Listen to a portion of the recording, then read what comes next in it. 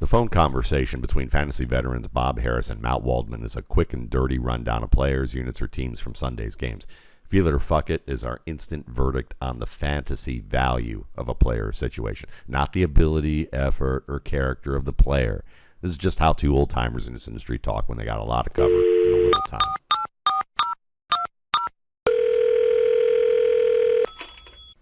Good morning, Matt. It's an oblong spheroid. It bounces funny ways. That's how we explain all the nonsense that happened yesterday. That's a good excuse. I think that works for me. So do you have any excuses for Tyquan Thornton or just praise?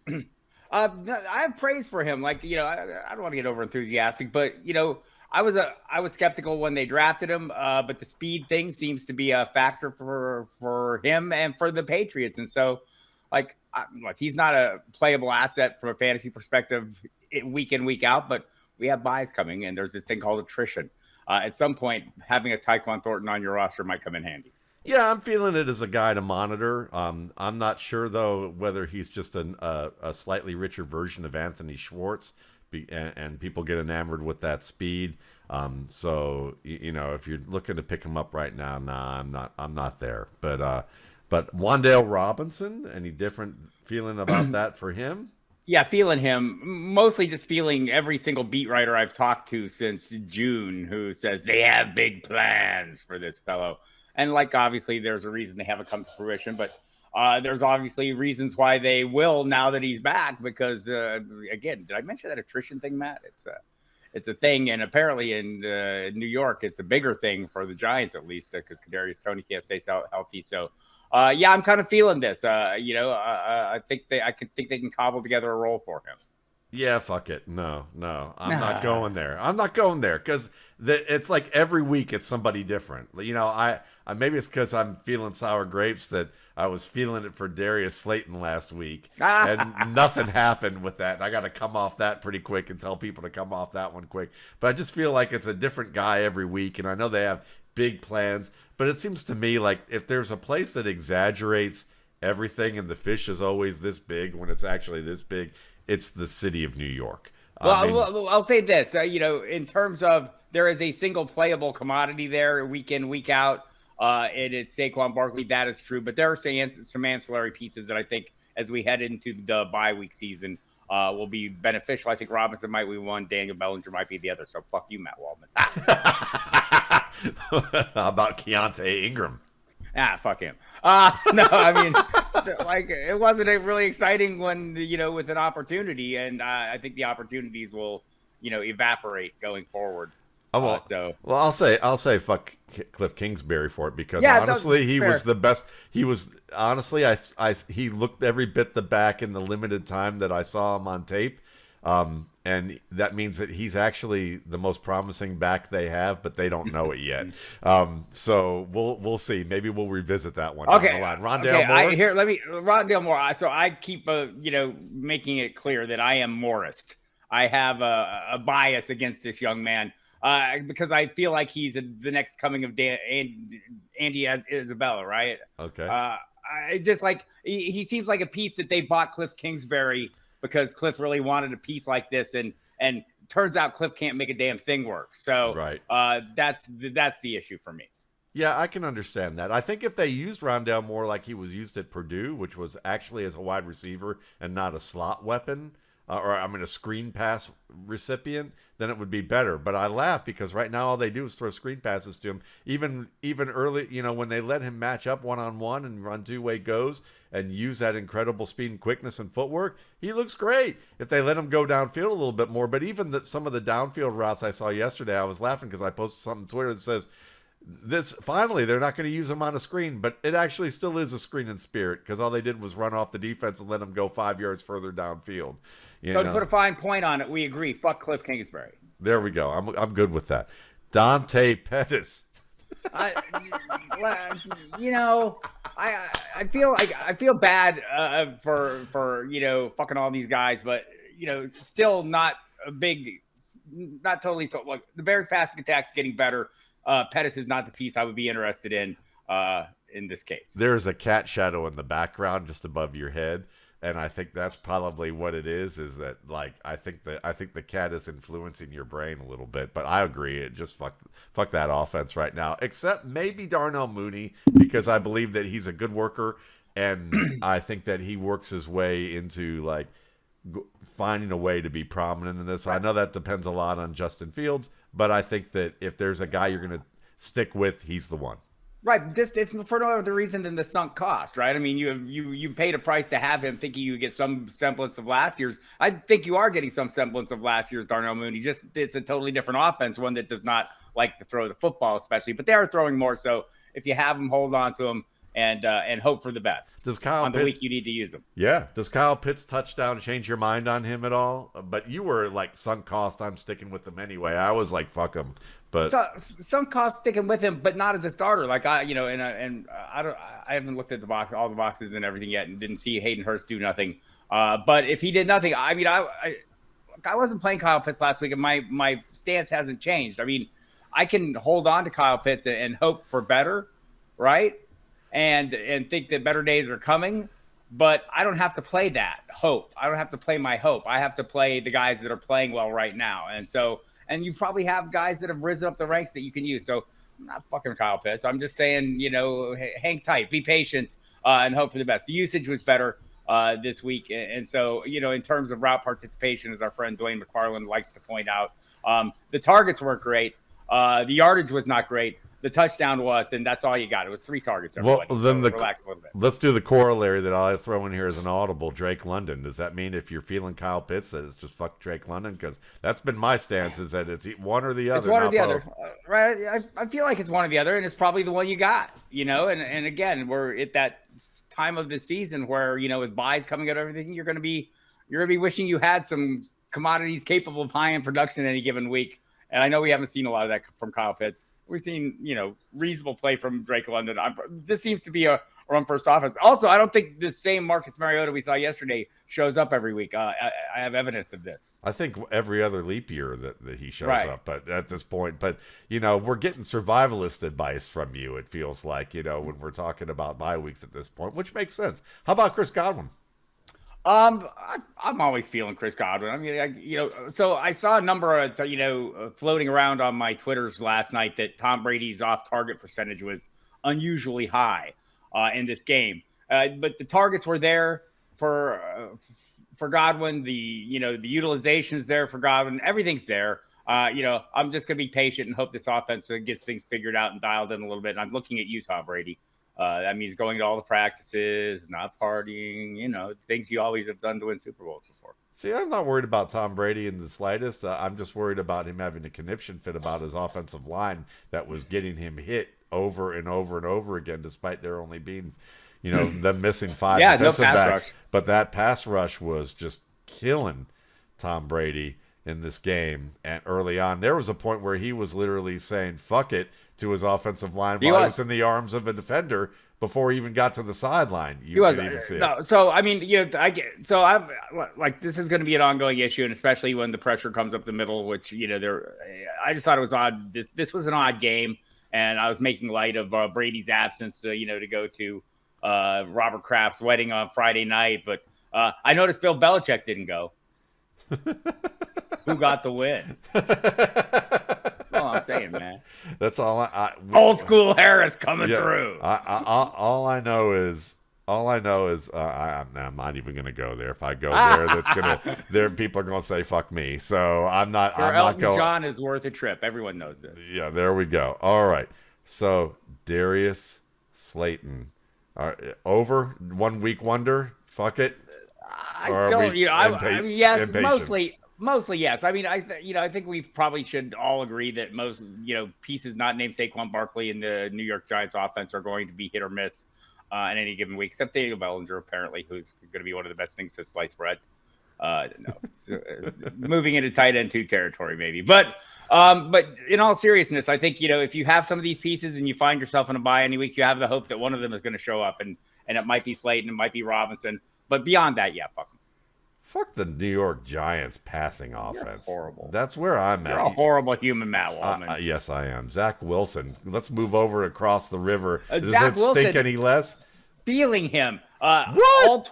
All 26 of his handoffs were flawless and resulted with great production for the players I'm more interested in. So I'm all about Zach Wilson. Go, Zach. As long as he keeps doing what he's doing, I'm feeling him too. There we go.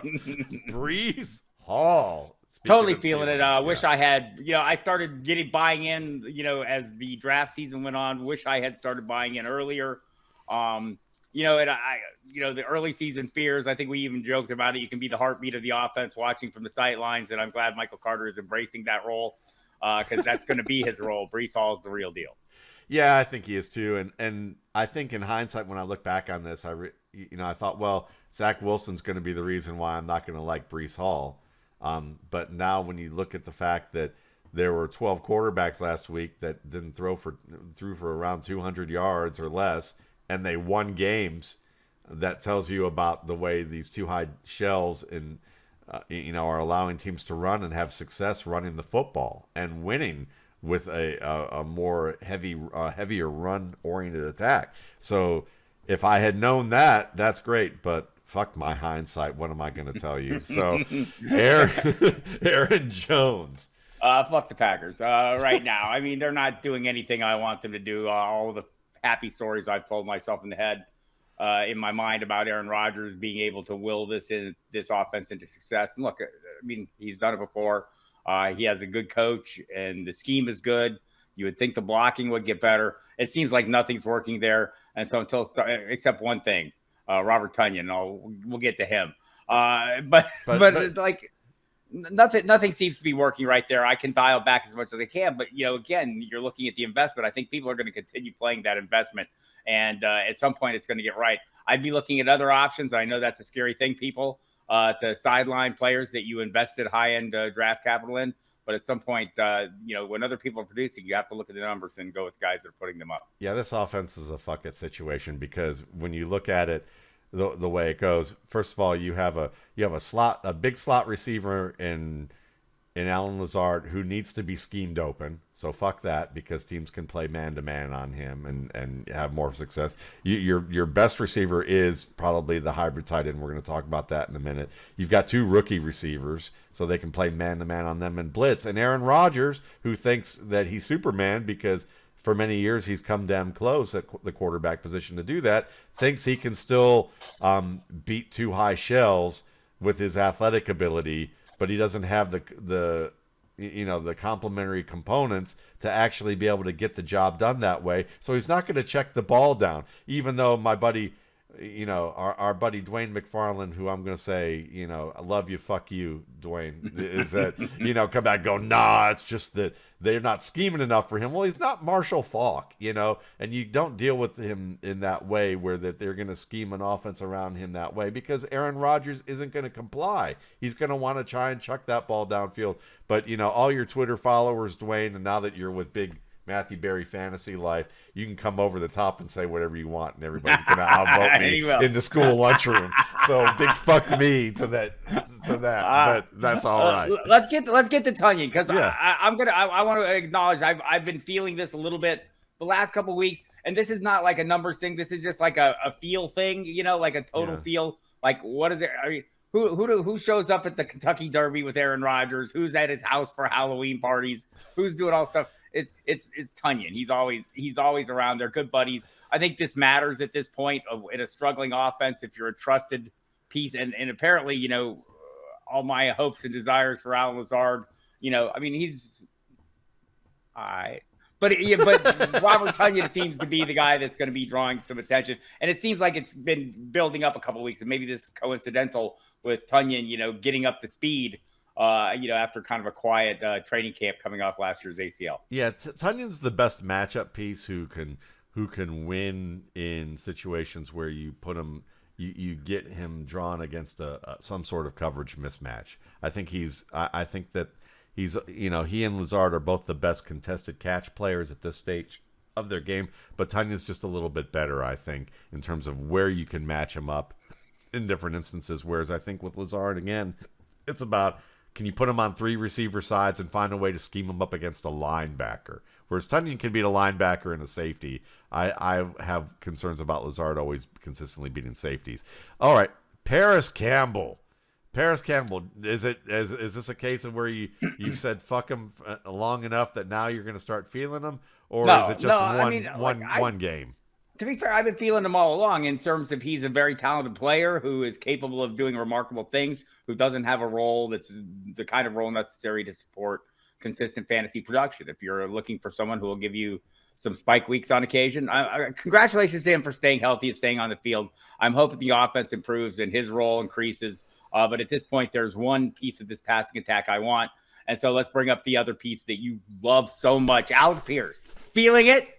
Feeling Alec Pierce now? I've been feeling Alec Pierce. I'm asking you, my man. I'm trying to beat you over the head with Alec Pierce for weeks now. I feel the same way about him I do about Parris Campbell, except slightly better about Pierce because he seems to be a little higher in the week-to-week hierarchy. Yeah.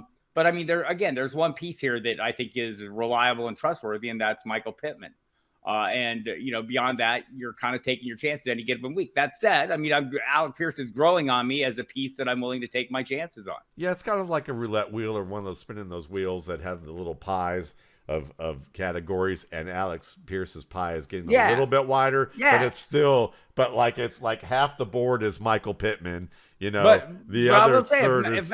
If Matt Ryan keeps putting up those kind of numbers, I'm going to look very foolish in a couple more weeks. Yeah, and I think it's going to happen. So we're going to have some fun with that at the point. Halloween is coming up, so we can see what happens of what we can find Bob. If he. All right, what about the other piece there, Dion Jackson? This was the week of the replacement running backs. I used him. I had sudden opportunity running backs. I felt like he was not one of my favorite of all those pieces that came in. I mean, Kenneth Walker clearly was and Ramondre Stevenson lived up to the hype, Benjamin. So, but I blame Cliff. But I thought he looked pretty good. But in general, it's got to be a fuck him, right? Yeah, in general, I'd say he's more of a if the injuries continue to be an issue for Taylor, then you feel him just because he's got straight line speed. He can run between the tackles in that offense because he's a good gap runner and he can catch the football. I mean, 10 receptions, 10, that's enough. You can look at that and say, maybe this is a fuck Nyheim Hines situation. I will say this: Philip Lindsay is no Deon Jackson. Yeah, which is interesting from that perspective because Philip Lindsay is a very good runner naturally, but he doesn't catch the ball out of the backfield, and when you can't do that, you're too limited in this league. Allen Robinson, everyone wants to say fuck him, but did he do enough to say feel him? And nobody is because of the investment cost, right? Because everyone's hanging on to him, hoping he turns into something more along the lines of what we saw against Carolina, and maybe he will, right? I mean, I think we're coming into a portion of the season where you're going to be using some pretty ugly pieces. And I can think of some that I used already in this past week that are way uglier than Allen Robinson. So I'm feeling him as that. And, still with the potential or the hope for potential for more at some point. I don't know if that potential will ever be realized based on what I've seen now. The Panthers for giving us false hope. That's what I would say. But I agree with you. I do agree with you on all of that because it is at this point, are you going to pick Allen Robinson or one of the Giants receivers? Or Robbie Anderson. Nobody's picking him. Yeah, or one of the Colts receivers right now. Exactly. To me, Allen Robinson, Alec Pierce, 6 of one, half dozen of the other. Do you even know who Ronnie Rivers is? I do know who Ronnie Rivers is, and not from watching the game on Sunday, but from watching the transaction wire the day before. Look, opportunities matter at running back in a situation where there were opportunities open, obviously by Cam Akers and his sudden, split with the team. It appears that it's coming. Certainly came for this weekend. Malcolm Brown was the guy, and I don't have any reason to believe that it's going to change with Henderson, Malcolm Brown, Rivers bringing up the rear. I'll say this: Kyron Williams, who they drafted. Ronnie Rivers is better than Kyron Williams as in the role that they want to use Ronnie Rivers in. And I'll say Chad Ryder and I both like Ronnie Rivers, but from a fantasy perspective, fuck it. Yeah. Well, the Rams play their investment just like I'm playing my investments. Yeah, pretty much. There we go. Tom Brady. Nah, not fuck him, but I'm not feeling him right now. I would like to see better. The pass protection that you mentioned is going to be an ongoing issue. We knew this for a while. And, again, I would remind people a couple years ago, Tom Brady couldn't complete a long pass for the first half of the season. By the end of the season, he was the best deep passer in all of football, and the Bucs run route to a Super Bowl. And so, things can change and evolve a little bit. I think Brady has earned the benefit of the doubt over the course of time. You can play other pieces. You probably drafted pieces after him that are outproducing him at the moment. Go ahead and play them until Brady gets it right. Listen, the Tampa Bay Buccaneers line is definitely bad, but I definitely think there's enough weapons there for Brady to be fine. And we got to remember that while the Steelers' defensive backfield was filled with backups, their defensive front still is filled with some pretty studly guys. So that's basically what happened there, is that the defensive front won the day. Julio Jones. Fuck him. I do believe in insurance, okay, but not that kind of insurance. And for my fantasy rosters, so I think a lot of the reason we keep people like this on our rosters, is the same reason the Buccaneers do, in case they need him when it comes up. And they've openly said this. This is someone they're hoping to have down the stretch and in the playoffs if things arise. But they have really good weapons ahead of him. They can afford to pay him. From a fantasy perspective, I think it's not wise to sit there and hold on to pieces that are never going to produce, or you have to pick the week they're going to produce and rely on those pieces. So, as the bottom of the bench guy, bottom of your roster guy in deeper leagues, sure, hold on to him in hopes that you're going to get that one good game. Good luck picking when that one good game is going to happen. Bob Harris's fantasy Drano, he was going to unclog your rosters. That's what I think, and I agree. Fuck it. Amari Cooper. I love him so much. At home Amari. Wait, I have to qualify that. Home Amari will get you a touchdown. Away Amari doesn't do much for you, but also, the target shares there. He is the piece that is reliable, not David Njoku, and I love David Njoku, and I will continue playing him. But I'm okay playing Amari Cooper. I think when the season is all said and done, he'll give you better production than the price you paid for him. I'm feeling Amari Cooper. He's as advertised. So, love you. Goodbye. Goodbye.